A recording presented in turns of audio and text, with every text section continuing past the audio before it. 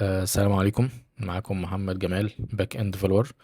بما ان ده اول فيديو على القناة، قعدت افكر كتير ايه اللي ممكن اتكلم فيه وايه اللي ممكن اشاركه معاكم في اول فيديو.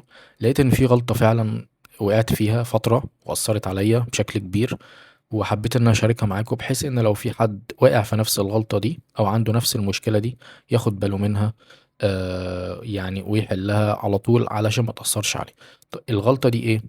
انا دلوقتي شغال فريلانسر. انا شغلي كله قايم على فكرة الفريلانسنج، ان انا بشتغل مع عملاء بسلمهم الشغل وهكذا.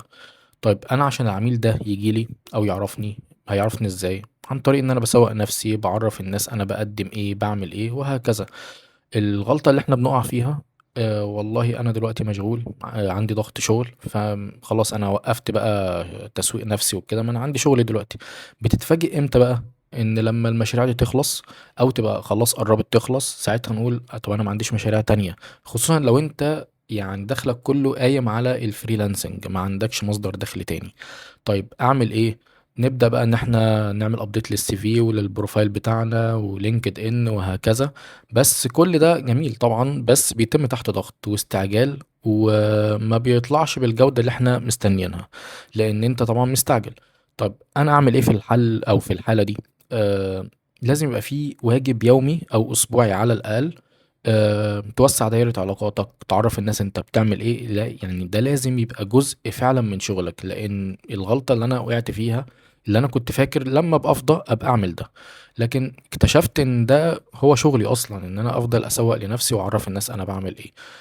زمان كان بيقول لنا ولغايه دلوقتي بيقولوا ان الشغل الكويس بيتكلم عن صاحبه. انا شايف ان ده مش صح قوي. لازم الشغل الكويس وفعلا يكون كويس تتكلم عنه وتجيب ناس تتكلم عنه. طب اجيب الناس تتكلم عنه ازاي؟ بالريكومنديشن. احنا دلوقتي يعني خلينا نقول مثلا انت كان معاك شغل، والعميل سلمته خلاص الشغل ده وهو راضي عنه والدنيا تمام. المشروع ده ممكن يبقى أداة تسويق رهيبة بالنسبة لك. طب ازاي؟ عن طريق حاجتين: ان انت تطلب من العميل ريكومنديشن على لينكد ان مثلا، على او على اب وورك، على اي منصة انتوا شغالين عليها يعني. ده بيبقى يعني بمثابة أداة تسويق قوية جدا بالنسبة لك، ويمكن أقوى أداة تسويق. إن حد يقول إن والله فلان الفلاني عمل لي الشغل ده بجودة كويسة.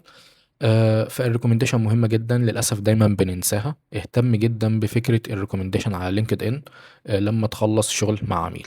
الحاجة التانية، ودي يمكن تحديدا هتخص الباك اند ديفلوبرز زي حالاتي كده، اللي هو انا خلصت حاجة معينة بس مش عارف اعرضها للعميل. انا خلصت اي بي اي معينة، بس اعرضها ازاي؟ عن طريق الكيس ستادي. بقطع المشروع ده الكيس ستادي او مشاكل. المشاكل دي عبارة عن والله واحد اتنين تلاتة، طب حلتها ازاي؟ الحل بتاعها في الستبس الفلانية، وتبدأ تنشر ده. طبعا يعني مع الأخذ في الاعتبار ان انت ما ينفعش تنشر حاجة بعينها او اسم العميل او اسم المشروع. احنا بنتكلم على مشكلة بشكل عام. هتلاقي عملاء تانية عندها نفس المشكلة دي او مشابهة ليها، هتكلمك تقول لك والله انا عندي نفس الحاجه دي، تعالى والله حلها. فدي من ضمن الحاجات القويه جدا. الكيس ستادي الناس كتير قوي بتهملها، هي فاكره ان انا اعمل، يعني انا بقابل مثلا باك اند ديفلوبر بيعملوا مشاريع كامله، او يجيبوا تمبلت من على النت ويعمل هو الاي بي اي بتاعتها. الموضوع مش مستاهل كل ده. الموضوع ببساطه كيس ستادي، مشكله كانت عندي كذا، حلها كان كذا.